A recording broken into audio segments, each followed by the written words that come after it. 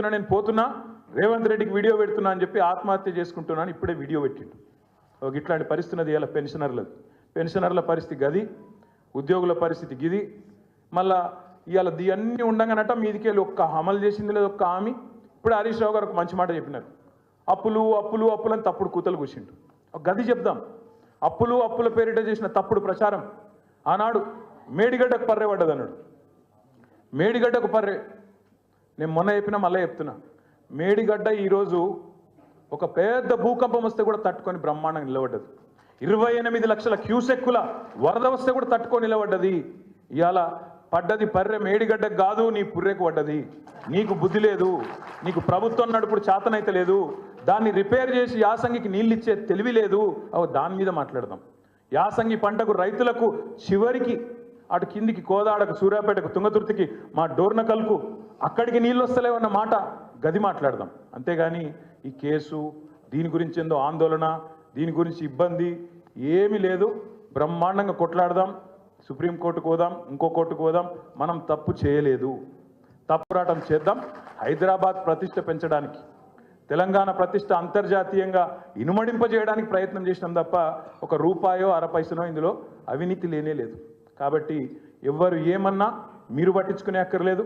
మనం చేయాల్సిన పోరాటం రైతుల గురించి, 4000 పెన్షన్ల కోసం ఎదురు చూస్తున్న అవ్వా తాతల గురించి, అదేవిధంగా తులం బంగారం ఇస్తానని చెప్తే నమ్మి ఓటేసిన ఆడబిడ్డల కోసం, అదేవిధంగా 2500 మహాలక్ష్మి అని చెప్తే కొంతమంది తల్లులు ఎవరైతే మోసపోయినారో వాళ్ళ గురించి మాట్లాడదాం. ఈ సంవత్సరం మొత్తం ఆ పని చేద్దాం.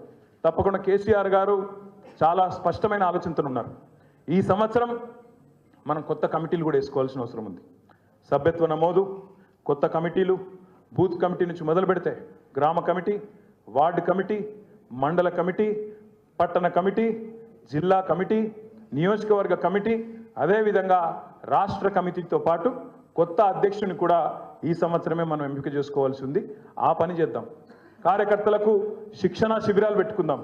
ఇప్పటిదాకా ఇంతమంది నాయకులు మాట్లాడిన మాటల్లో అన్ని విషయాలు అందరికి తెలియకపోవచ్చు. ఇదే కార్యక్రమాన్ని ప్రతి జిల్లాకు పోదాం. 32 జిల్లాల్లో పార్టీ ఆఫీసులు ఉన్నాయి, వాటిని యాక్టివేట్ చేద్దాం. మీరు హైదరాబాద్కి వచ్చుడు కాదు, మేమే మీ కాడికి వస్తాం. జిల్లాలోనే శిక్షణ కార్యక్రమాలు పెట్టుకుందాం బ్రహ్మాండంగా, అందరం కూడా కలిసి కట్టుగా. హరీష్ రావు గారు ఒక గొప్ప మాట చెప్పినారు. ఏమన్నారు? ఇది ఒక కుటుంబం, 60 లక్షల కుటుంబ సభ్యులున్న కుటుంబం బీఆర్ఎస్ పార్టీ. కాబట్టి ఒకరికి కష్టం వచ్చినా అందరం కూడా, ఒక కాకికి కష్టం వస్తే 10 కాకులు ఎట్లొచ్చైతే వాళ్తాయో అట్లే 60 లక్షల మంది కుటుంబ సభ్యులున్న ఈ పార్టీని ఒకరికొకరం అండగా ఉంటూ కాపాడుకుందాం. తెలంగాణ ప్రయోజనాల కోసం, మన కోసం కాదు, తెలంగాణ బాగుండాలని కోరుకునే పార్టీ, తెలంగాణ కోసమే పుట్టిన పార్టీ, తెలంగాణ ప్రయోజనాలే పరమావిధిగా పనిచేసే పార్టీ. ఇవాళ ఉన్న ముఖ్యమంత్రి గారికి తెలంగాణలో ఇబ్బంది అనిపిస్తుందట. ఆయనకు ఉమ్మడి రాష్ట్రంలోనే బాగుండే తెలంగాణలో బాగలేదు అని ముఖ్యమంత్రికి అనిపిస్తుందట. ఇది మన కర్మ. అందుకే తప్పకుండా 100కు 100% పూర్తి స్థాయిలో సబితా ఇంద్రారెడ్డి గారు చెప్పినట్టు ఒక్కొక్కరం ఒక కేసీఆర్ లాగా కొట్లాడదాం, గ్రామ గ్రామాన కథానాయకులను సృష్టిద్దాం. అద్భుతంగా ఈ సంవత్సరం పోరాట నామ సంవత్సరంగా ముందుకు పోదామని చెప్పి తెలియజేసుకుంటూ మళ్ళొక్కసారి మీ అందరికీ హృదయపూర్వకంగా ధన్యవాదాలు, నమస్కారాలు. జై తెలంగాణ.